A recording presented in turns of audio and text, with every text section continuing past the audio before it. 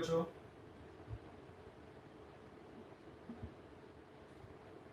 So we were talking about proteins. We have seen what are simple proteins. Now it's a turn to see what are conjugated proteins.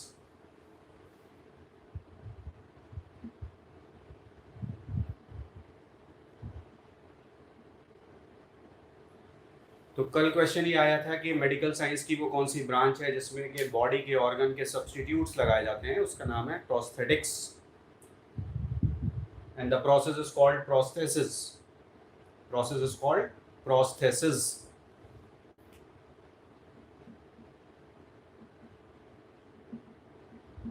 तो prosthesis में या prosthetics में हम क्या करते हैं?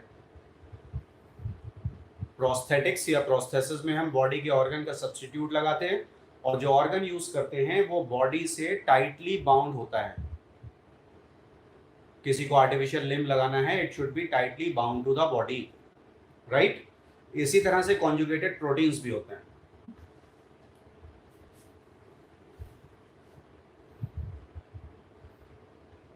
जिसमें सिंपल प्रोटीन्स हैं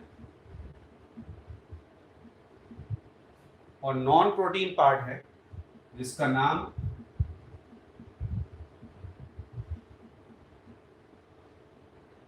प्रोस्थेटिक ग्रुप.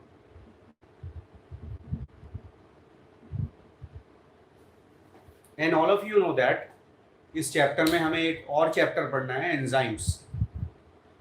तो इस चैप्टर के भी दो पार्ट्स हैं. एंजाइम में भी हमको ये प्रोस्थेटिक ग्रुप पढ़ना है because almost all enzymes are proteins. तो प्रोटीनेशियस एंजाइम्स के भी पास नॉन प्रोटीन पार्ट्स होते हैं जिनको हम बोलते हैं प्रोस्थेटिक ग्रुप.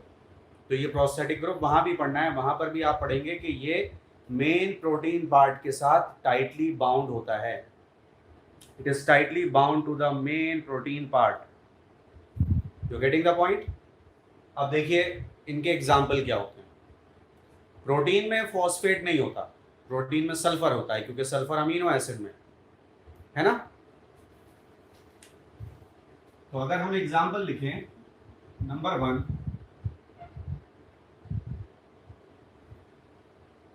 फॉस्फोप्रोटीन्स.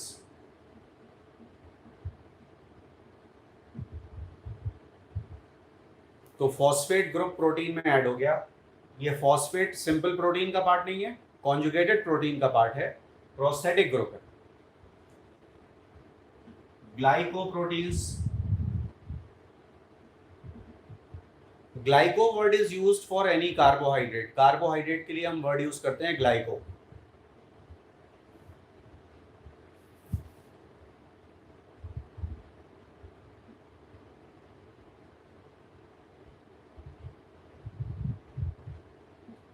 कहीं पर भी अगर ग्लाइको वर्ड आ जाए समझ जाइए कि कार्बोहाइड्रेट की बात हो रही है, नॉट ग्लाइकोजन, कार्बोहाइड्रेट की बात हो रही है. Then lipoproteins. प्रोस्थेटिक ग्रुप हो गए लिपिड्स.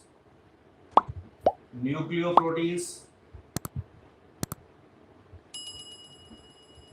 प्रोस्थेटिक ग्रुप हो गए nucleic acid. Metalloproteins. Prosthetic group हो गए metal ions. Chromoproteins. Chromo word is use for pigments. Although chromo means colour और कलर आता है पिगमेंट से. तो अगर पिगमेंट्स के साथ प्रोटीन एसोसिएटेड है तो वो क्रोमोप्रोटीन्स कहलाते हैं. प्रोटीन के नाम में कोई भी चीज एडेड हो तो वो कॉन्जुगेटेड प्रोटीन ही कहलाता है. आप समझ रहे बात कि नहीं? Note it down. Proteins are over. We are moving on to lipids now. सबसे मजेदार, सबसे आसान.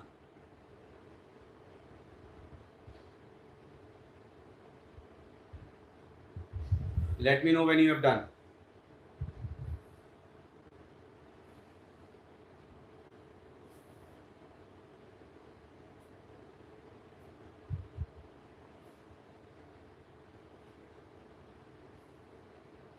ये सारे के सारे कॉन्जुगेटेड प्रोटीन के एग्जांपल्स हैं.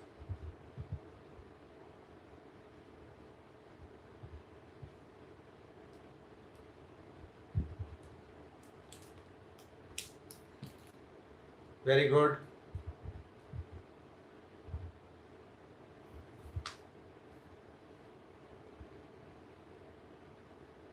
All right.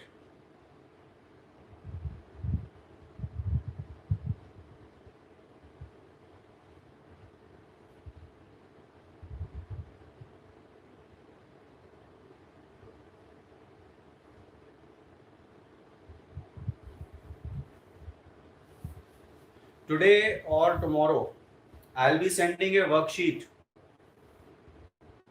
उसको आपको 1 है टाइम देखकर. कौन से चैप्टर की है? चैप्टर 2 की है, बायोलॉजिकल क्लासिफिकेशन की. तो मैं एक वर्कशीट आपको भेजूंगा. समझ रहे हैं बात? आपको उसे 1 आवर में कंप्लीट करना है. और मुझे आंसर मत भेजिएगा, आप अपने आंसर अपने पास रखिएगा, क्योंकि चैप्टर 2 आप कर चुके हैं. तो उसकी वर्कशीट वो आपके लिए एक टेस्ट भी हो जाएगा. उसको आपको 1 आवर में करना है 50 क्वेश्चंस को. ठीक है? और कोशिश करिए कि 45 मिनट्स में हो जाए. फिर मैं आपको उसके आंसर्स भेजूंगा. फिर आप अपना पेपर चेक करिएगा, तब मुझे मार्क्स बताइएगा कि आपके कितने हैं. So I will be sending a worksheet of chapter 2, MCQ of course, multiple choice. और टाइम बना करके बैठिएगा कि हम 1 आवर के लिए बैठ रहे हैं, 1 घंटे के लिए बैठ रहे हैं. 8 से 9 बैठेंगे या 9 से 10 बैठेंगे या 10 से 11, उस बीच में कोई काम नहीं करेंगे, सिर्फ उसी वर्कशीट को करेंगे. अब इसको प्रैक्टिस समझ लीजिए या टेस्ट समझ लीजिए. चैप्टर 2 का होगा ये. उसके बाद में प्लांट किंगडम जैसे ही कंप्लीट होता है, कुछ बच्चों का रह गया है जो इस क्लास को वॉच कर रहे हैं उसमें से, then I will be sending a worksheet of 50 questions of plant kingdom. और उसके बाद में मैं आंसर्स भेजूंगा. आप टैली कर लीजिएगा कि आपके कौन कौन से गलत हो गए. ठीक है?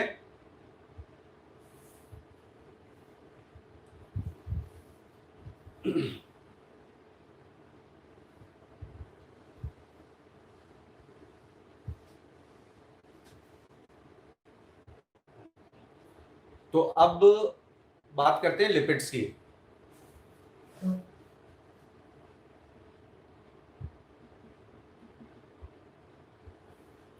देखिए बच्चों, यहां पर लिपिड नहीं लिखा है, यहां लिखा है लिपिड्स.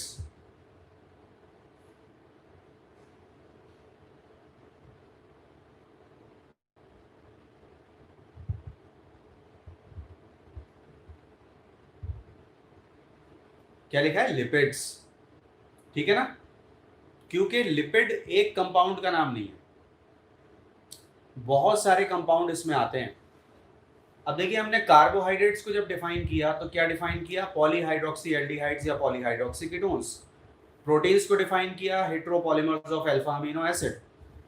तो ये दोनों डेफिनेशन जो कार्बोहाइड्रेट और प्रोटीन की थी, ये बेसिकली केमिकल फीचर्स पर या केमिकल प्रॉपर्टीज पर बेस्ड थी. पॉलीहाइड्रोक्सी एल्डिहाइड या पॉलीहाइड्रोक्सी कीटोन केमिकल बेसिस पर बेस्ड है ना? क्योंकि सबके केमिकल फीचर्स एक से थे. कार्बोहाइड्रेट के, प्रोटीन में भी हेट्रोपॉलीमर्स ऑफ अल्फा अमीनो एसिड, सारे प्रोटीन के केमिकल फीचर एक जैसे थे. लिपिड्स एक पूरी क्लास का नाम है. क्लास समझते हैं? बहुत बड़ा ग्रुप. और इसीलिए हम एक डेफिनेशन जो केमिकल बेसिस पर हो, उससे सारे लिपिड्स को डिफाइन नहीं कर सकते. तो अब लिपिड्स को डिफाइन करने के लिए हम क्या करते हैं? हम फिजिकल बेसिस लेते हैं. और फिजिकल बेसिस क्या है? सॉल्युबिलिटी कैरेक्टर, कि ये किस चीज में घुल जाते हैं, किस चीज में डिसॉल्व नहीं होते. सॉल्युबिलिटी कैरेक्टर की बेसिस पर हम लिपिड्स को डिफाइन करते हैं, because they can not be defined on chemical basis. It's a class of rather heterogeneous compounds.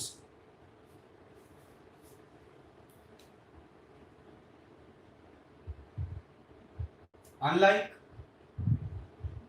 carbohydrates and proteins, lipids cannot be defined on chemical basis, because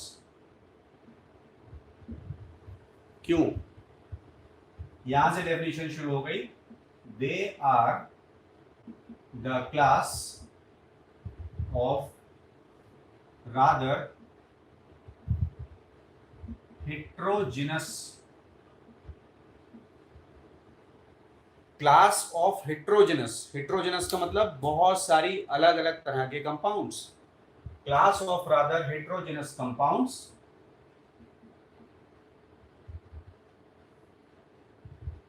which are sparingly,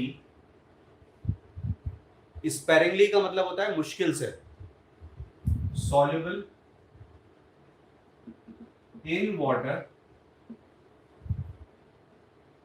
but shows considerable solubility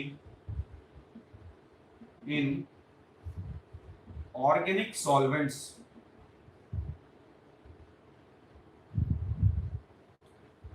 inorganic नहीं, organic, organic solvents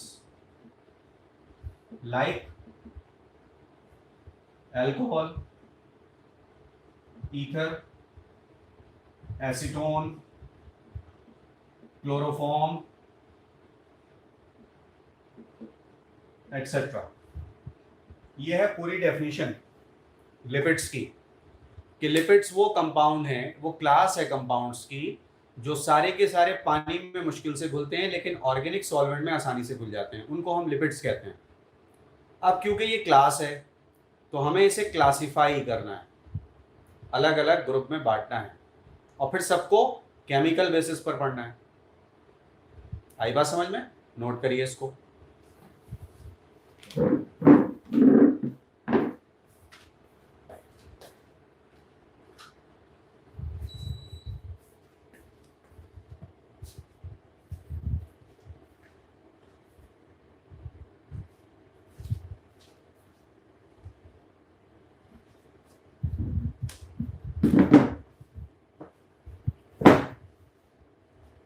जब तक मैं ink डाल लेता हूँ।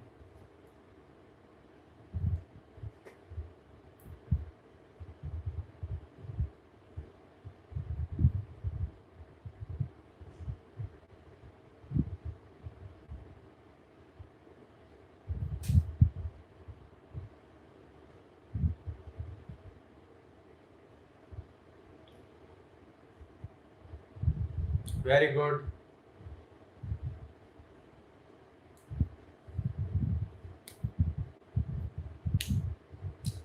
What about rest of the student? सबने complete कर लिया?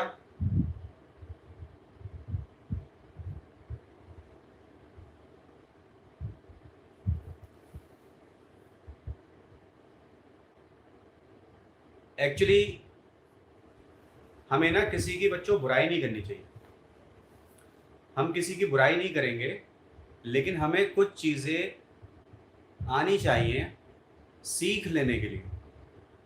जब हम सीख लें तो सीख लेने के लिए हमें कुछ चीज़ें आनी चाहिए। मैं यहाँ पर कोई नाम आपसे नहीं, ठीक है? तो आप लोग सीख लेना चाहेंगे तो मुझे बताइए, मैं आपसे बात करता हूँ।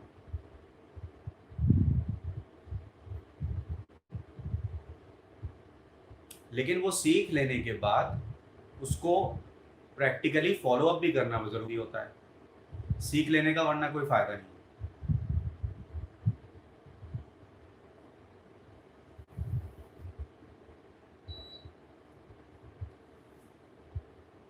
बताता हूँ कुणाल, वेट, बाकी बच्चे भी तो अपना कंसेंट दे दें। बहुत सारे बच्चे क्लास देख रहे हैं, सब लोगों की तरफ से कंसेंट आएगा तभी मैं बताऊंगा।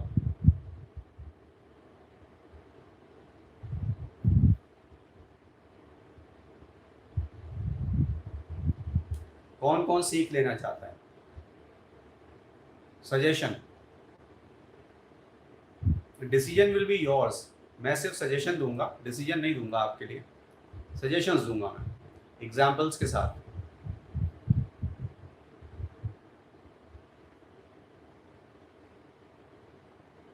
ठीक है, तो सीख ये है बच्चों कि हमने एक पर्टिकुलर स्टूडेंट को क्लास 11 में पढ़ाया, क्लास 12 में पढ़ाया।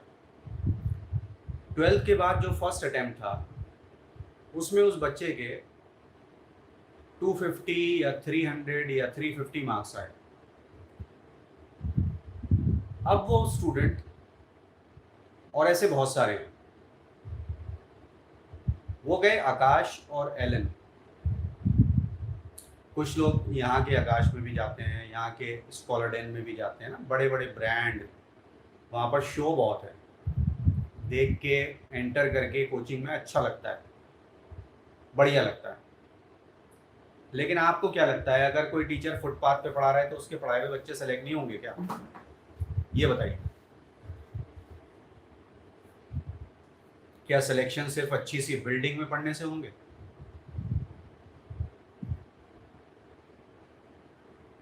अब वो स्टूडेंट्स जो आकाश और एलन में गए 350 मार्क्स ला करके 2 साल हमसे पढ़ करके,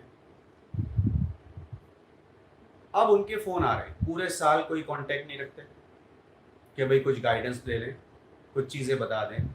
हमारी एक बहुत अच्छी टेस्ट सीरीज बनी हुई है VMCC की, जो हम स्टूडेंट्स को तब कराते हैं जब वो 11th और 12th कंप्लीट कर लेता है। जैसे अब 12th का कोर्स पूरा हो जाएगा नवंबर दिसंबर में, तो हम उन बच्चों को वो टेस्ट सीरीज करा देते हैं जनवरी फरवरी में, अगर उनके पास टाइम होता है, नहीं तो फिर बोर्ड के बाद करा देते हैं। और जो हमारे ईयरली बैच के स्टूडेंट होते हैं, ड्रॉप आउट्स होते हैं, उनको तो हम कराते ही। तो उस टेस्ट सीरीज में मैं ये नहीं कह रहा उसमें से क्वेश्चन आते हैं, लेकिन क्वेश्चंस आते हैं उसी लेवल के। अब वो जब इस साल तैयारी करके लाते हैं, पेपर देते हैं, you know where they are standing, 500 और 490 और 510, 350 के बाद 250 नंबर और ऐड करने थे, जो कि उसी चीज को दोबारा पढ़ना था जो हमने पढ़ाया। तो ये सब है, पेपर में यही सब था और होता ही। लेकिन जब आप ब्रांडेड कोचिंग्स में चले जाते हैं, 1 साल पूरा वहां पर देते हैं, वहां के टेस्ट में मार्क्स नहीं आते तो आपको बुरा लगता है। और वो वहाँ के टेस्ट उनके मॉड्यूल से बने होते हैं, उनके मॉड्यूल नहीं पढ़ेंगे, वहाँ पे मार्क्स नहीं आएंगे, आप डाउन हो जाएंगे। ना उनके मॉड्यूल से, ना उनके वहाँ के टेस्ट से क्वेश्चन पेपर नहीं बनता। उनके मॉड्यूल्स बहुत हाई फाई हैं, बहुत सारी एक्स्ट्रा चीज़ें वो लोग पढ़ाते हैं। तो अब बताइए, बच्चे का इसमें फ़ायदा हो रहा है कि नुकसान हो रहा है? अब वो लोग फ़ोन कर रहे हैं कि सर अब हम क्या करें, BDS हमें नहीं करना है, इतने मार्क्स पे BDS मिलता है, BDS हमें नहीं करना है। अब उनको मैं बता रहा हूँ कि भाई अगर आप लोग डिज़ायर रखते हैं MBBS करने का, तो अब जैसे बताया जाएगा वैसे करिए। लेकिन अगर यही बात वो 12th के बाद डिसाइड कर लेते हैं, तो 1 साल बचेगा कि नहीं बचेगा? मतलब जानबूझ करके हम ऐसे काम क्यों करें, और हम अपनी गलतियों को ना देखते हुए लास्ट में कह देते हैं ऊपर वाले को यही मंजूर था। भाई ऊपर वाला तो मेहनत का रिवॉर्ड देता है, मेहनत, लेकिन वो भी राइट डायरेक्शन में। Hard work, actually smart work in the right direction, वो है प्रॉपर मेहनत। अकल तो लगाइए, ऊपर वाले ने अकल दी है। जब हमें पास चीज़ों का मालूम है कि आकाश और एलन में क्या होता है, तो हम फिर जानबूझ करके अपनी टांग क्यों अड़ाते हैं इन चीज़ों में?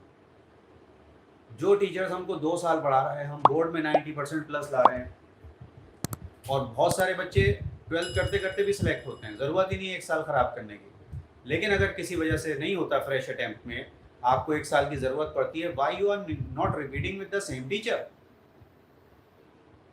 भाई बहुत सारी चीज़ें जो सब कुछ NCERT से आ रहा है, फिर भी हम मॉड्यूल कर रहे हैं और मॉड्यूल से आ नहीं रहा है, और उस वक्त पे हम उन ब्रांडेड कोचिंग को दोष नहीं देते। ये बड़ी एक क्वालिटी है।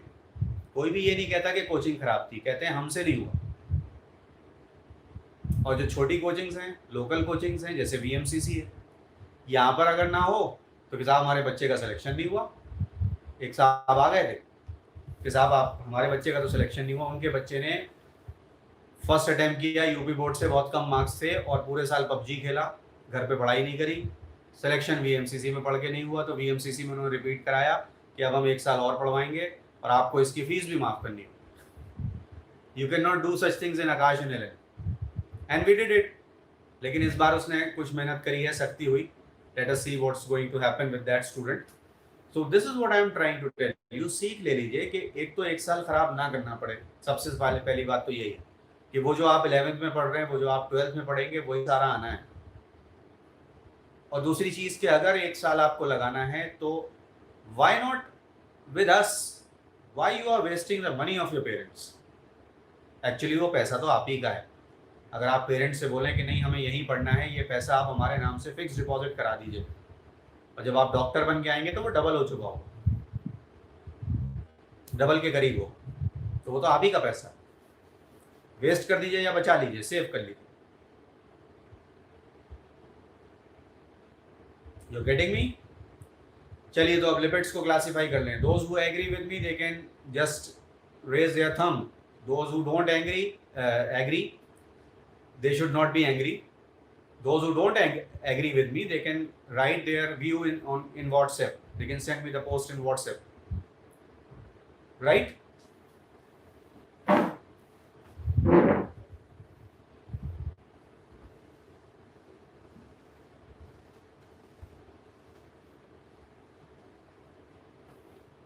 तो हम लोग जब एलन और आकाश जाते हैं ना, तो 550 नंबर लेने के लिए नहीं जाते हैं, 650 के लिए जाते हैं, और आ रहे हैं 550। अब क्या करें, 550 पे तो कुछ मिलेगा नहीं। और यही चीज़ें अगर एनसीईआरटी पढ़ लेते उतनी ही मेहनत से जितनी मेहनत वहाँ करी थी, तो 650 भी आ जाते।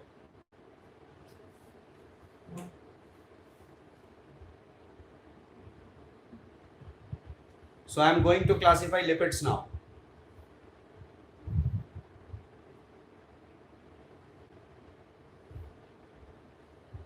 चार ग्रुप में ये बुक्स में डिवाइडेड है बच्चों। Simple lipids, compound lipids, sterols and prostaglandins. बच्चों ये प्रोस्टाग्लैंडिन्स आपका पीछा 12 तक नहीं छोड़ेंगे।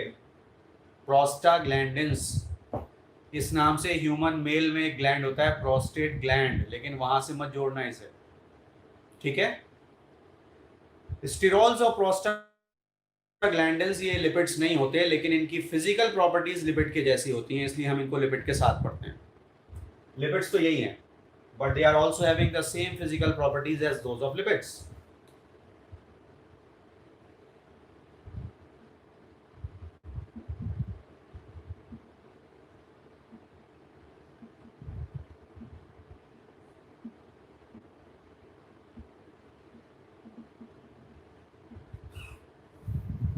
और वो फिजिकल प्रॉपर्टी क्या है, solubility character.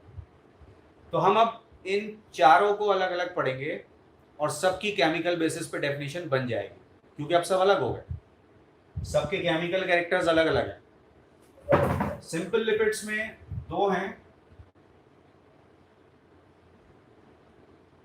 Neutral fats and waxes. अब क्योंकि हमने न्यूट्रल फैट्स और वैक्सेस अलग कर लिए, अब हम सबको अलग अलग डिफाइन कर सकते हैं, ठीक है। सबसे पहले शुरू करेंगे न्यूट्रल फैट से, फिर वैक्सेस से, फिर कंपाउंड लिपिड, फिर स्टिरोल, फिर प्रोस्टाग्लैंडिन्स। अब देखिए, हम बोलते हैं फैट, फैट कोई वर्ड नहीं है, फैट तो मोटे को कहते हैं, जो मोटा होता है उसे फैट कहते हैं। The right word is neutral fats. इनकी केमिकल बेसिस पर डेफिनेशन क्या है, ये क्या होते हैं neutral fats? Asters of fatty acids with glycerol। Asters of fatty acids with glycerol. हम ग्लिसरॉल समझ लें क्या होता है, हम फैटी एसिड समझ लें क्या होता है, हम एस्टर समझ लें क्या होता है। केमिस्ट्री में एस्टर एक फंक्शनल ग्रुप का नाम है, आपको मालूम है, लेकिन अब आपको यहाँ पता चलेगा व्हाट एक्चुअली एस्टर्स आर, और esters, whatever you want to say, esters और एस्टर्स, ठीक है। Esters of fatty acids with glycerol. तो अब ये बात यहाँ से शुरू होगी, हम ग्लिसरॉल देखेंगे, हम फैटी एसिड देखेंगे, फिर हम देखेंगे कि एस्टर क्या होता है, और केमिस्ट्री में फंक्शनल ग्रुप एस्टर क्यों रखा गया, that will see. Note it down.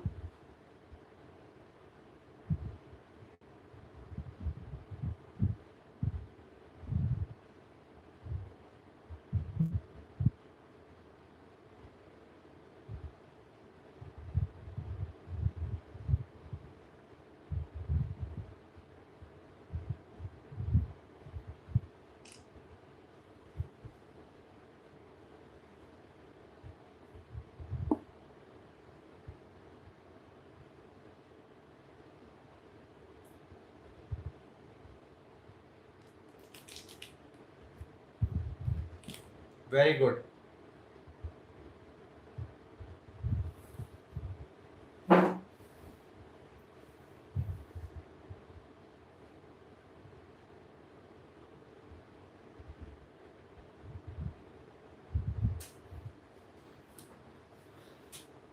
ये जो आप लोगों के व्हाट्सएप ग्रुप्स बने हुए हैं अलग अलग, I know around 50-60 students are watching this class.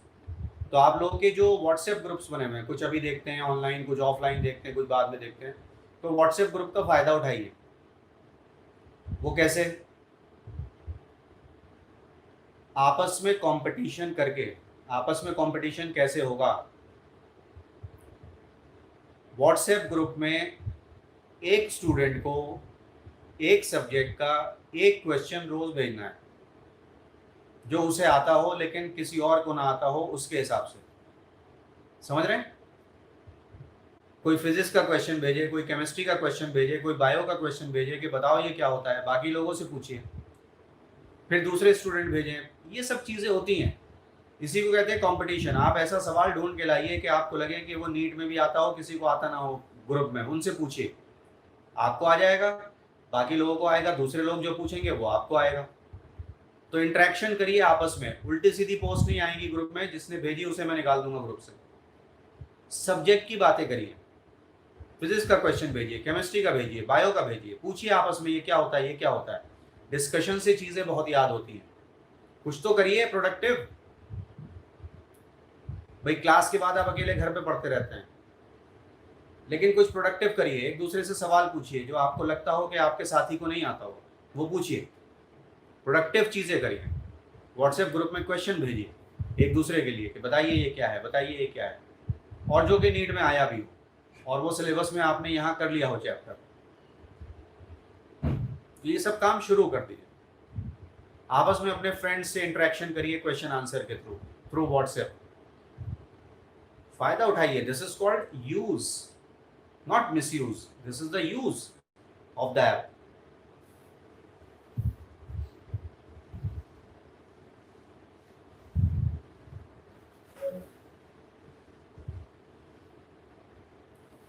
अब इंतजार भी करेंगे, मुझे मालूम है आप लोग, कि पहले कोई भेज दे फिर हम भेजेंगे।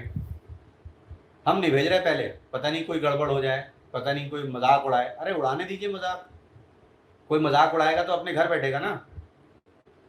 इजी हो या टफ हो, आपको लगता है क्वेश्चन देना, भेजिए। Ask each other, don't wait के कोई पहले क्वेश्चन पूछे फिर हम पूछें।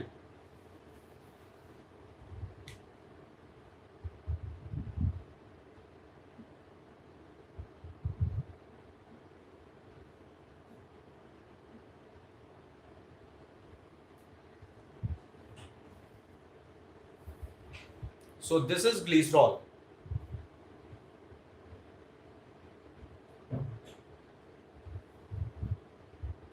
CH2OH, CHOH, CH2OH, 1 2 3 hydroxyl group हैं। So we can say glycerol is a trihydric alcohol.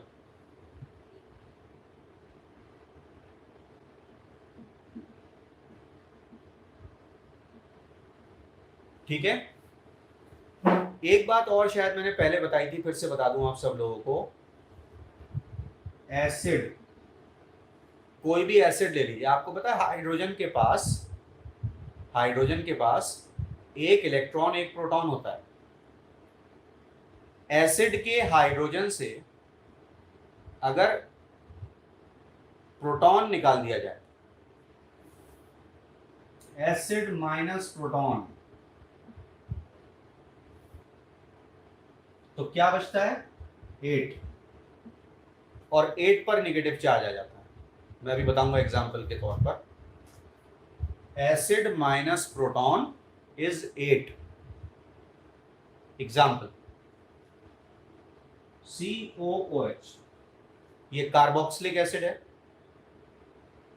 Carboxylic acid से एक हाइड्रोजन है, इसमें हाइड्रोजन में एक इलेक्ट्रॉन एक प्रोटॉन है, इसका प्रोटॉन निकाल देते हैं, माइनस प्रोटॉन, ये प्रोटॉन निकाल दिया, तो क्या बचा? COO minus carboxylic acid minus proton is carboxylate आ गया 8 8E8 और कार्बोक्सिलेट पे कौन सा चार्ज है? नेगेटिव चार्ज है।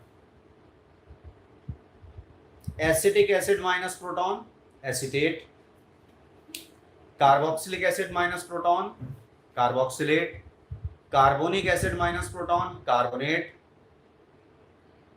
Maleic acid minus proton malate, phosphoric acid minus proton phosphate. कितने एग्जाम्पल है, समझ रहे हैं? तो अगर आप कह रहे हैं कार्बोक्सिलेट तो आपको आयन कहने की जरूरत नहीं है, वो अंडरस्टूड है कि 8 है तो आयन है। हम कहते हैं फॉस्फेट आयन, मैलेट आयन, अरे 8 लगा हुआ है, उस पर नेगेटिव चार्ज है, वो अंडरस्टूड है कि वो आयन है। ये तो वही बात हो गई, हम कह रहे हैं जल वाटर पी लो, पानी जल पी लो, एक चीज के दो नाम क्यों ले रहे हैं हम? एसिड माइनस प्रोटॉन इज 8 और ये क्या होता है जानते हैं? इसको कहते हैं salt. Ions of acids are called salt.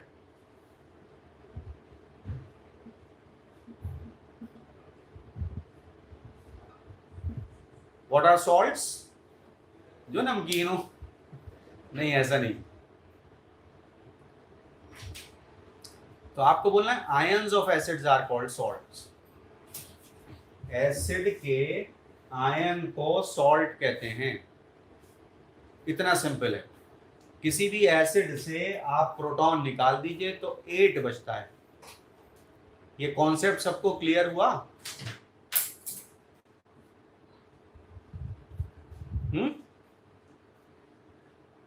Tell me yes और नो, फिर मैं क्वेश्चन पूछूंगा। Acetic acid minus proton acetate, formic acid minus proton formate, malic acid minus proton malate, carbonic acid minus proton carbonate, carboxylic acid minus proton carboxylate,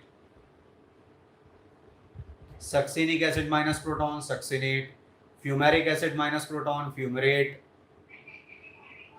So I am asking a question now. Fatty acid minus proton.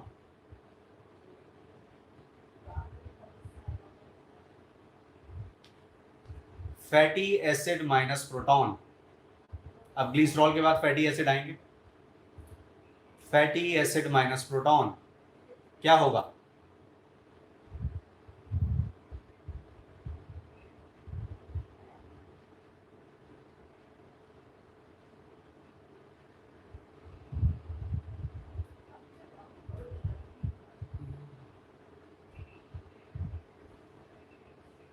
अब जो आपको लग रहा है कि ये होना चाहिए वो आपने कभी सुना ही नहीं है, तो आप इसमें आंसर नहीं दे रहे। नो।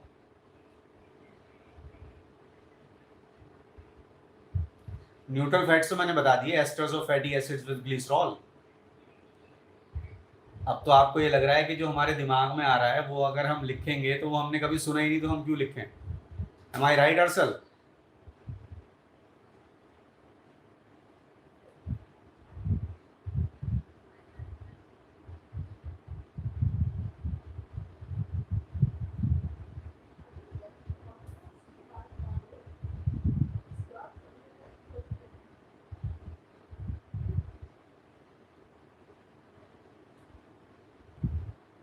फैटेट तो नहीं होगा ना?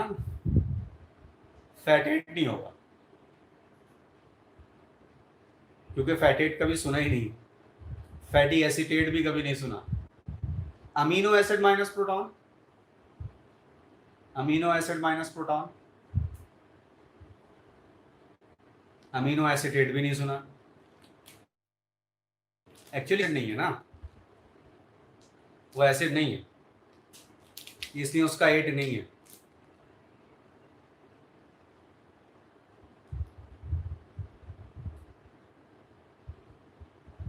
ग्लूटामिक एसिड एसिडिक है तो उसका ग्लूटामेट बना था, वो अमाइड था।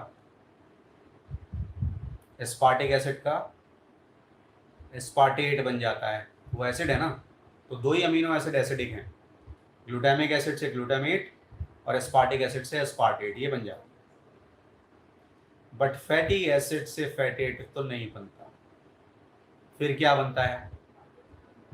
Will see in the next class. Alright.